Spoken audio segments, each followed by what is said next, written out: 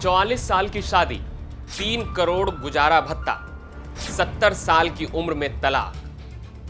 नमस्कार, मैं हूं आशीष कुमार झा और आप देखना शुरू कर चुके हैं हरियाणा तक। इन दिनों AI engineer Atul Subhash suicide case की चर्चा खूब हो रही है। बेंगलुरु में काम कर रहे एक 34 साल के एआई इंजीनियर अतुल सुभाष ने हाल ही में जान दे दी थी। अतुल ने जान देने से पहले 81 मिनट का वीडियो बनाया और 24 पन्नों का सुसाइड नोट लिखा था, जिसमें उन्होंने अपनी पत्नी और उनके रिश्तेदारों पर जान देने के लिए उकसाने समेत कई गंभीर आरोप लगाए थे। लेकिन अब हम जिस मामले की बात कर रहे हैं वो मामला करनाल के दो बुजुर्ग दंपति की है। पति सुभाष चंद, जिसकी उम्र 69 साल, और पत्नी संतोष कुमारी की उम्र 70 साल है, जिनकी शादी 27 अगस्त 1980 में हिंदू रीति रिवाजों के अनुसार हुई थी। दंपति के 3 बच्चे हैं, जिसमें 2 बेटियां और 1 बेटा है। 8 मई 2006 से दोनों पति पत्नी अलग रह रहे थे। तीनों बच्चे अपनी मां के साथ ही रहते थे और तीनों बच्चों की शादी हो गई है। पहले करनाल में सुभाष चंद ने पत्नी के खिलाफ प्रताड़ना के आधार पर तलाक की अर्जी दायर करवाई थी, जो कि खारिज हो गई।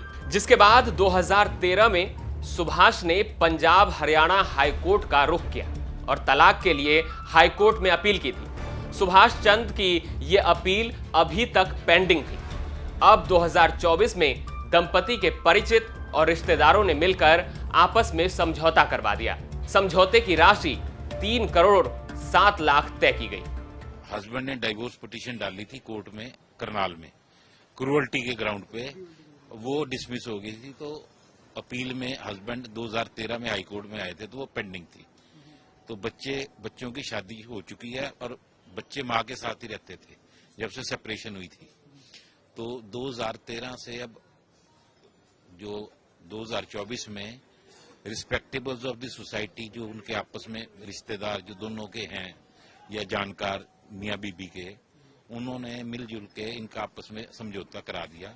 तो कोर्ट में रिटन कंप्रोमाइज दिया था, जिसमें हस्बैंड ने 3 करोड़ 7 लाख रुपया टोटल बच्चों के लिए और वाइफ के लिए दिया है।